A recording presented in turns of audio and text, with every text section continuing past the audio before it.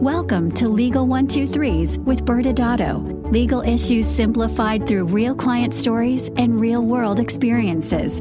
Creating simplicity in 3, 2, 1. Welcome back to another episode of the Legal 123s with ByrdAdatto. I'm your host, ByrdAdatto, with my co-host, Michael Byrd. Thank you, Bradford.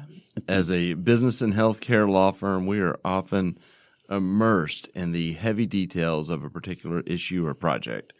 It's beneficial, if not mandatory, to every so often take a step back and evaluate the bigger picture.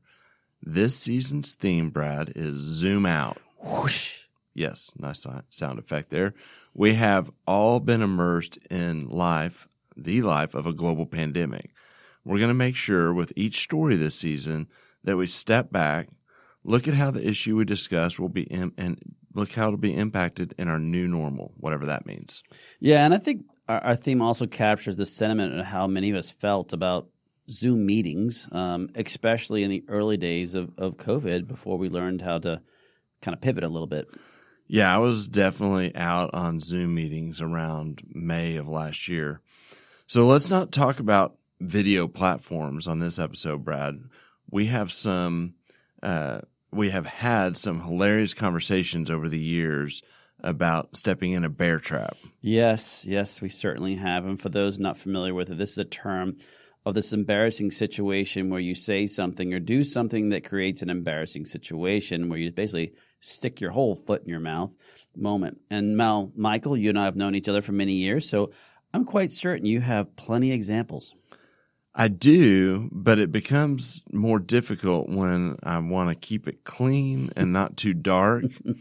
and I've noticed that as I've gotten older, I find myself less susceptible to feeling the effects of these embarrassing moments.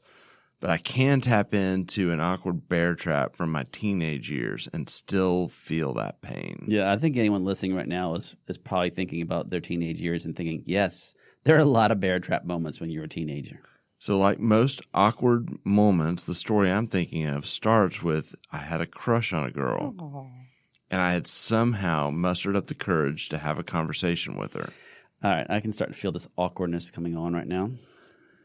I can't picture you ever having had a hard time mustering up the courage to have a conversation with anyone. Well, that's a fair point. I have been known to have great conversations with anyone, including trees. So I'm an introvert. So yes. Picture teenage Michael and what that must have been like. And I did not know what to talk about. So I asked her if she had seen the news story that was all over the local news about a man in our community who had been arrested in a big scandal. It was a white-collar fraud case, and this dude was facing some serious jail time. Byrd, you're such a player. She must have just melted when you brought up the local news. Yes, for sure. What teenager even watches the news? So other than really the unsmooth, newsy pickup strategy, where was your bear trap moment? Because I know it's coming. Yeah, she said that man was her uncle. Okay, that's a little awkward. So how fast did you remove your foot from the bear trap? Or you just had to saw it off, or you just kind of limp away as it just kind of dragged behind you? Well, current me wishes that I would just rolled with it and said, oh, wow, that's cool. Did he ever steal anything from you? But no, I didn't. I sunk. And my face turned, about the color of a tomato, and figured out the fastest way to get away, and basically never talked to her again after that. Oh my God. So these bear trap moments actually connect to today's story. We have a lot of clients who are licensed professionals, particularly in the healthcare industry. True. Yes, this is all true. Well, these clients are regulated by state licensing boards. And board investigations are often the results of these professionals doing things in their practice that they did not know was even a problem. They are not compliant and had no idea. Yeah, compliance in a way is like a bear trap for your business. You don't know that you stepped into a compliance bear trap until it's too late. And once it's in, you don't do anything to remove yourself from it. So I can't wait to share what's happening with today's story. Our client in this story is a board-certified plastic surgeon. He was trained at the best schools and known as the best of the best in his community. We will call him Dr. All-American. Love it. I get this picture of hot dogs and apple pie, athletes, and state fair. Yes, Dr. All-American had been in practice 30-plus years, and everything he does is centered on patient safety. And I remembered when Dr. All-American first hired us, if I remember correctly, it was not all coming out roses at that moment. Yeah, we were hired to help him develop the strategy to defend a medical board investigation. Okay, Michael, let's pause here just for a minute. I know in a lot of our prior episodes at different points we've talked about investigations, but we didn't spend that much time about what happens when you receive that first inquiry or the letter.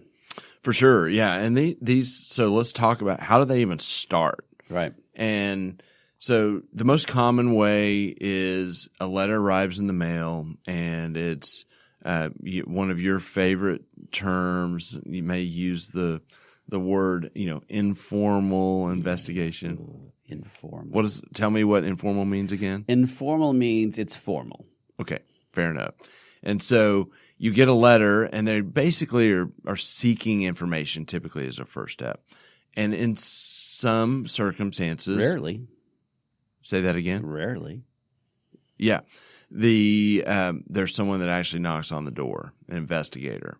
And so, those tend to also start with seeking investigation. And they almost all start in one of three ways. A patient's turned them in, a competitor's turned them in, or an employee has turned them in. Yeah, and once these investigations start, so in this particular subject, we pretty much skip the letter.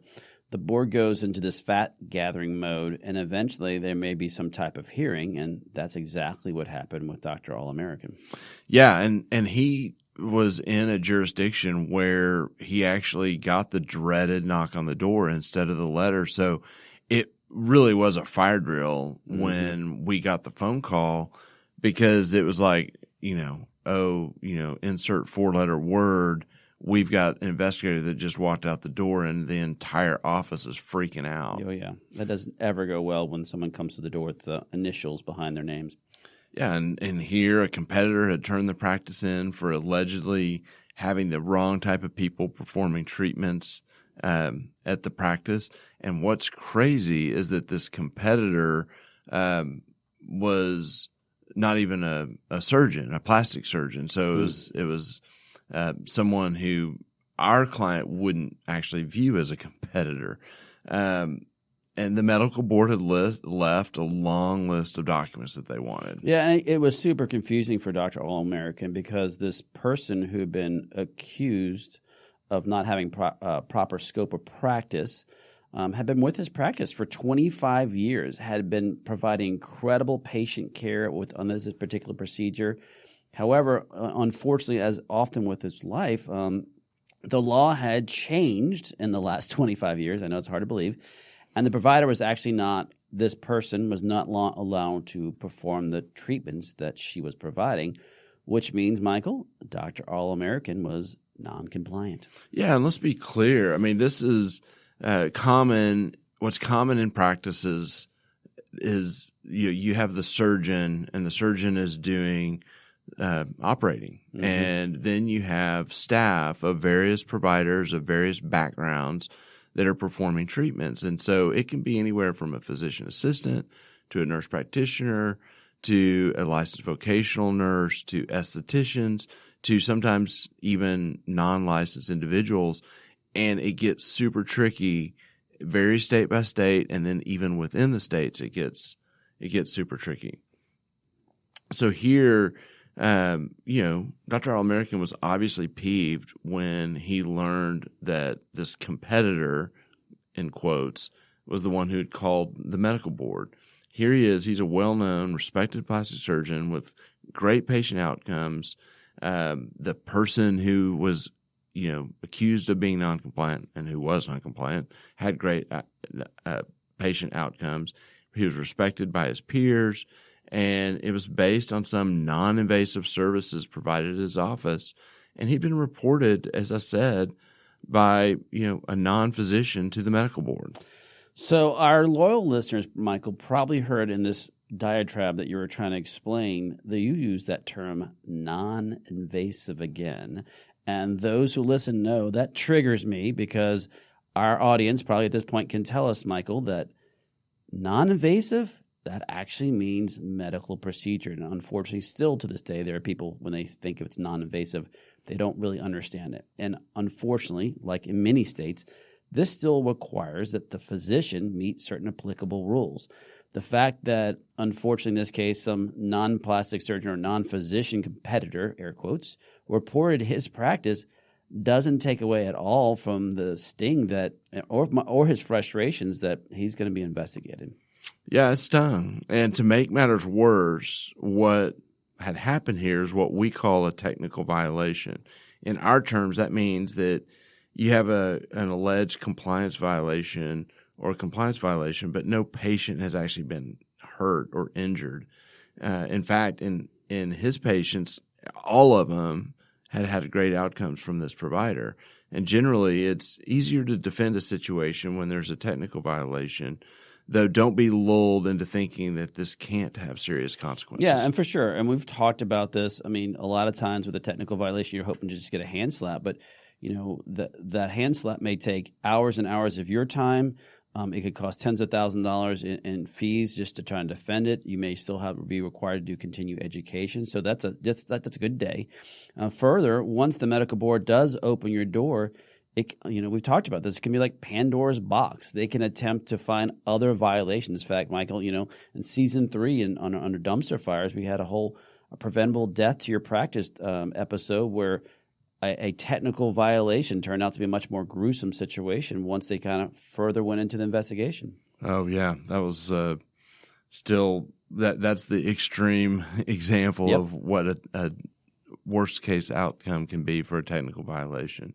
So here, Brad, I started to ask the practice for their SOPs, standard operating procedures, their written protocols, or other documentation to get a sense if there was going to be additional technical violations. We're looking to see what exactly was in Pandora's box. And Brad, guess what happened? Pandora's box has been opened.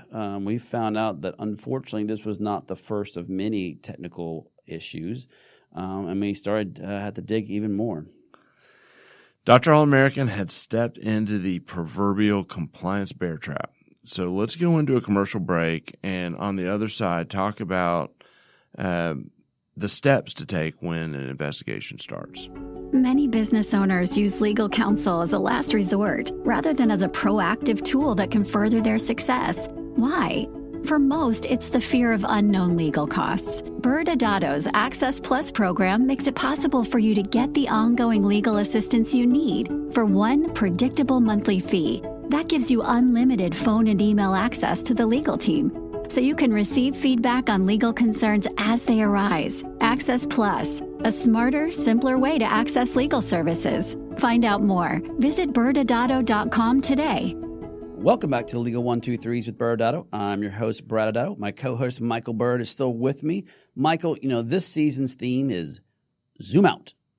And there's a lot to unpack from Dr. All-American's story. As part of our Zoom Out theme, let's all take a big collective step back and let's talk about the big picture of these various investigations and the outcomes for them. Yeah, there are nuances among the different professional boards and among the boards from state to state. The commonality with all of them is this focus on patient safety. For sure. If a patient's hurt, the stakes are higher. If the issue is technical, like we talked about before the break, but it does directly threaten patient safety, the stakes are still going to be pretty high. Yep. If the issue is technical but does not directly threaten patient safety, the stakes tend to be lower. The problem is that it gets super gray and hard to know which is which and how a board's going to view things, because it's really easy to extrapolate a rule and see how that could ultimately harm the patient. Yeah, and we've talked about this before, Michael. A lot of our clients, they want it to be the whole black and white concept. And unfortunately, especially with medical board rules and state rules when it comes to this, there's a lot of gray in this area. And you have to be really careful about how gray are you. Charcoal gray. And of course, we like to keep our clients as compliant as possible. And in this particular case, Dr. All-American was kind of that middle ground. He was, because the investigation was a little, because this particular person may have been going outside their license to treat patients, but they were still, the patients themselves, as we were talking about, were still having good outcomes. But still, patient safety, higher risk. Yep, exactly. And the second commonality among the boards is that they all tend to be overworked, understaffed, and frankly overwhelmed. Yep. They are often dismissing thousands of cases in the early stages just to get to the ones that will be investigated. Mm-hmm. And they're looking at all types of issues, from substance abuse to standard of care to compliance type questions. Yeah, and this is why it's so critical to understand ultimately, the boards still they're just made up. They're humans, and they have so many cases in a given month. And so your strategy should be to meet them at the point where they're okay with what your actions are, and that you've made it really simple for them to see, hey, there's nothing here to be seen. And although there may have been a technical violation, we're pretty good, so move on. Yeah, I mean, it's a huge part of what we do is when we're helping clients across the country, we'll routinely, probably more often than not, have local counsel involved, because we want people who know the board and know kind of their temperament so that we can tweak our strategy to accomplish what you just mentioned, meeting them where they are. And it gets tricky because of this whole understaffed and overwhelmed thing. There tends to be a lot of turnover. I know in Texas, where we actually will go to the board cases ourselves, we find that the people change all the time. So really, ultimately, Brad, I mean, the strategy, it has to be simple and it has to be authentic. Absolutely. So, Michael, what did we do here? Hard work. So Dr. All-American, as a first step, had us help him get up to speed on the various boundaries for the providers in his practice. I mean, he'd been in practice for 30 plus years, focused on patient safety, but the reality is he isn't looking at the laws, right? But he realized here that the laws matter, obviously, and he was frankly, scared by this whole situation. He was ready to get on top of it, and he had made some new hires over the years. He had shifted roles around, and then we kind of, with these law changes, started reshifting the roles around, and he made actually some new hires so that the people lined up with the compliance requirements. Yeah, exactly. And that this is a great scenario of when you're practicing for many years. It's time to this goes back to compliance is never stagnant concept. Is he had to overhaul all of his policies and procedures. I remember there was an entire process of just cleaning up a lot of different things, and it took a lot of time and effort, almost 12 months. But conceptually, once Dr. All-American realized he had an issue, he jumped in. Both feet, he, as we talked about, turned into it, and he was ready to do the corrective action to right the ship, and most importantly, to prove that he is a compliant individual. Definitely. I mean, from a strategy perspective, ByrdAdatto helped build the theme, the messaging, and then helped implement all of these compliance steps that would create that authenticity when he actually showed up to the board hearing. And we worked with local counsel in his state, as I mentioned earlier. They were familiar with the board itself for the procedural steps and conducting the actual board investigation with Dr. All-American. And the investigation was dragging on for several reasons, and that allowed Dr. All-American some time to get his house in order. Yeah, that's huge. But the idea was that he wanted to know at the end of the day, we want to tell this investigator, hey, this is your poster child for compliance in this state. And the first step with a technical violation was going to be taken seriously, but that he actually had, because he took it so seriously, he fixed that problem. And then Dr. American just started crushing it all across the board after that. Totally agree. And the good news was that in reality, in his practice, he was the gold standard for patient safety. I mean, we didn't have a patient problem here. In fact, it was quite the opposite. And so there may have been some technical violations, but the education and training that went into the treatment of patients was excellent. Yeah, and this helped because we were basically making the policy lines up with what he was doing already. And so it was there. It wasn't a good written protocol. And as mentioned, he had to do some staffing adjustments and role adjustments that went pretty well. So the investigation progressed and eventually was set for a Zoom hearing. Yeah, nothing like investigations or court hearings at all during the middle of a pandemic. I know, and this actually was a challenge. Our next goal was to help Dr. All-American connect with the board and show them what he'd been up to and convey the idea that he is the gold standard for compliance. And this is tricky over Zoom as opposed to in person. Yeah, Dr. All-American is a very personal and down-to-earth, he is Dr. All-American kind of guy, and yet he has this air of credibility that we want to come across that doesn't come across in a rude way. And we had to deal with this in the Zoom element. Yeah, and I wish we had a magic answer for how to deal with Zoom, but we don't. The main focus was on being prepared and being authentic. And I'll just say this, this, we tell clients this, the boards can smell fake a mile away. Absolutely, and the board, Michael, the board loves it when you show up though, and you're just pointing your finger in their face and you're yelling at them, telling them to go F themselves. That's no. The opposite. Never mind. Don't. Can we cut that out? Yeah, okay. This is not the you can't handle the truth. This is type not approach. Good idea. So for our audience, who's been our loyal listeners, they want to know, Michael, Zoom hearing, what was the outcome? Case dismissed. Woo-woo! Boom! It was awesome. We were so happy for Dr. All-American. He, just took this so seriously and was so invested in the process. And so it was a great outcome. So, Brad, let's hit the pause button again. And now, in line with our theme, let's zoom out. As we come out of the pandemic, what do you see happening with board investigations in our post-pandemic world? I'll let you answer, and then I'll share my thoughts to wrap it up. Yeah, I guess the first thing to let everyone know is, unfortunately or fortunately, however you want to look at it, board investigations are still happening, pandemic or otherwise.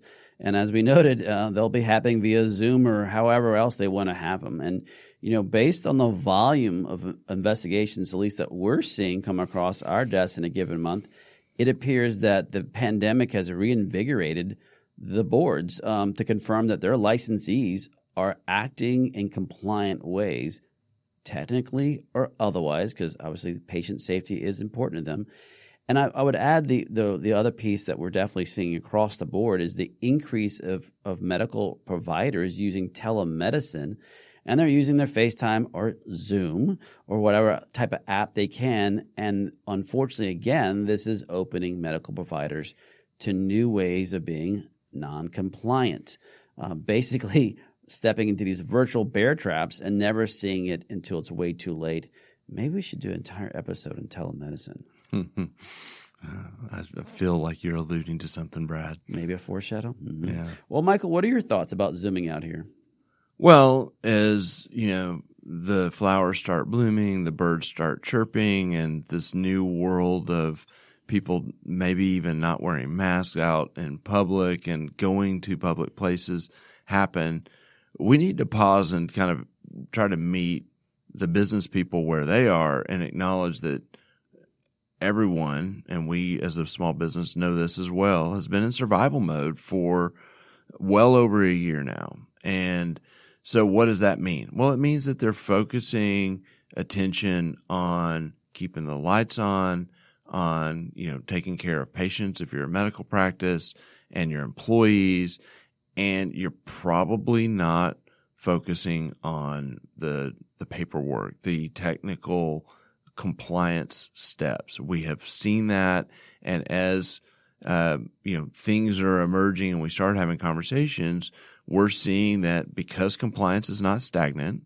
that everyone hit their own survival button for a year, and there's some cleanup to do. And so it raises the risk that if you get the random letter or the random knock on the door, that they also are going to be in that bear trap, and they may have that same tomato face that I had back in my teenage years. Join us next Wednesday for the next exciting episode, COVID-19, Where Are We Now? Thanks again for joining us today. And remember, if you like this episode, please subscribe, make sure to give us a 5-star rating, and share with your friends. You can also sign up for the ByrdAdatto newsletter by going to our website at ByrdAdatto.com. ByrdAdatto is providing this podcast as a public service. This podcast is for educational purposes only. This podcast does not constitute legal advice, nor does it establish an attorney-client relationship. Reference to any specific product or entity does not constitute an endorsement or recommendation by ByrdAdatto. The views expressed by guests are their own, and their appearance on the program does not imply an endorsement of them or any entity they represent. Please consult with an attorney on your legal issues.